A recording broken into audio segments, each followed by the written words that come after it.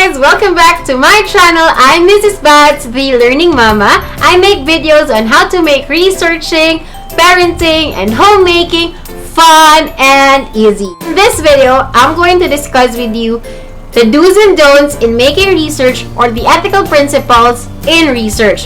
But before that, please don't forget to subscribe and click on the notification bell and follow me on Instagram at the_learning_mama for more of my life learnings and random musings. So you probably heard the term maleficence. Oh, not that one. This one, okay? And beneficence, veracity, privacy, confidentiality, consent, plagiarism, autonomy, and this word seems like overwhelming and sort of difficult to understand. So I made this video for you to understand these terms easily and for you to know their meanings by heart as you go on making your research.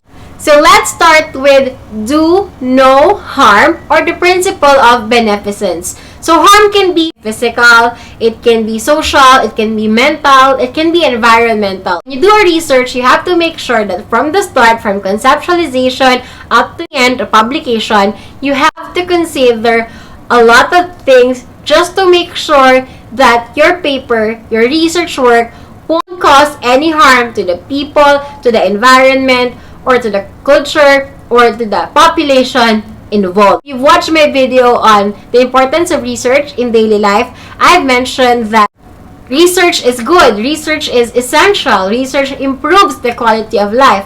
However, in the quest of finding new knowledge, searching for new meanings, testing hypotheses, testing theories, there are potential dangers along the way. Let's say, for example, the quest of Nobel to formulate dynamite cost his own brother's life. In our quest to test animals and all that, it may cause extinction to animals or genetic mutations to the species involved. So you have to be careful with that. Example, you interviewed people and you asked them about their experiences. However, they are probably not comfortable to share it with others, or it may trigger some anxiety to them. So you have to be careful with that, making sure that it causes no harm to others and to yourself as the researchers. In connection with that, do give extra caution when dealing with people and animal studies. What do I mean by that? We have to consider their mental, social, psychological aspects when interviewing them. Make sure that it won't cause any triggers of anxieties, any fears, or any worries. So you have to assure them of that. When you handle culture, make sure that you are not intruding their culture or you are respecting their culture. Animal studies. So before, we are allowed to dissect rat, cats, and frogs in the laboratories. But now, we need consent before we can test. So, you have to be careful. So you have to be careful in dealing with this sensitive population. And wait, before I forgot, maleficence means doing harm, not doing good. It meant evil.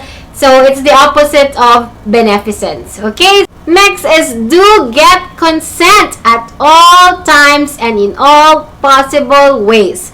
So when you're gathering data, let's say from primary sources, you need to make sure that the person involved, the person you interviewed, the person you surveyed, the person you will observe, have given you their full consent and allowed you to do the research after you tell them the scope of your study, after you explain to them what will be the questions involved, what will be the implications of your study to their life, after you interview them or after you gather them data. You need to be transparent from the very start. Now, how about the animals? They can give you consent, right? Because they can talk, they can speak, and so that's the reason why you need to seek for approval first from the authorities before you can conduct testings with animals. At all costs and in all possible ways, only do your research with a consent. Not because it's accessible, not because the data is available, not because you have been observing these people already for a long time, but they don't give you any consent to view them, to study them, and to publish their lives, if you don't get their consent, then that research is questionable. Now, next is do not deceive, or the principle of veracity. Be honest at all times. Again, from the start to finish, be honest. Be transparent. Do not falsify the data. I know that some research findings are a bit frustrating, most especially if it doesn't matches your hypothesis. So you really have to tell the truth that this is your findings. I know it's not easy at all times, but you have to be honest. Never deceive. That's the principle of veracity. Next is do handle everything with privacy and confidentiality. It's under the principle again of beneficence, of doing no harm. If this person gave you your consent but they don't want to divulge their information, then please keep them in private. Usually research works don't give the real names of the people. They just say respondent 1, respondent 2. They give code names to the people involved. Or for example, for the animals involved, they don't give names to the animals. They give code name, code X, code Y, because sometimes it can be exploiting. So you have to really be careful with their privacy and their confidentiality. Okay, these people involved in your study has the right to withdraw their statements, has the right to tell you that they don't want their names to be published, or they don't want you to publish your research.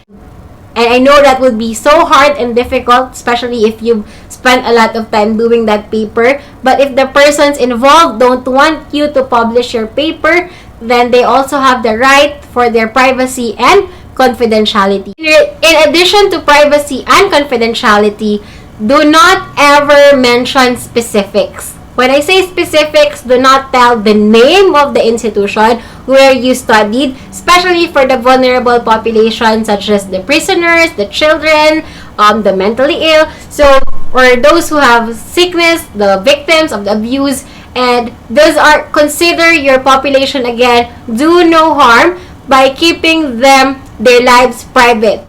So for example, you interviewed abused women. Do not mention where you interviewed them, what institution is keeping them. Just mention abused women from what city or from what region they belong. Instead of mentioning the specific institution who are nurturing them, who are keeping them, give them privacy and confidentiality by not telling what institution is that. Another example is when dealing with children with cancer. Instead of mentioning specific hospital where they are being treated, just write in a children's hospital in Manila or in what particular city. So don't give the specifics. Another thing for privacy and confidentiality is that they have the right to know whatever findings you have come up with, and they have the right to tell you up to what extent you can share in your findings and in their publication. Again, respect your respondents. So next is do not plagiarize. Make sure that you copy somebody else's work with their consent, or you have mentioned their name properly in your work and then you acknowledge them in your work. I will discuss more of this in my how to do our related literature, how to properly copy somebody's work. So I'm gonna discuss that in another video. Do not plagiarize. Do not ever copy somebody else's work without their consent. Or how about it's not published? Do not ever copy somebody's idea without their knowledge or without informing them of that you will include their idea or their thoughts or their words in your work. Again, do no harm and always be honest at all times. Do not falsify data. Thing is, do grant and limit authorship. The research work can be funded, so just mention who funded your works and what are their contribution, who did the actual work, who did the editing, the writing, who did the interview. So mention this carefully in your work. And last but not the least, do not keep the findings to yourself. Publish your work, share it in public, especially if you know that this research will benefit a lot of people, will contribute to the body of knowledge, and will improve the quality of life. Do a recap. Do no harm, or the principle of beneficence. Do not deceive, or the principle of veracity. Always tell the truth.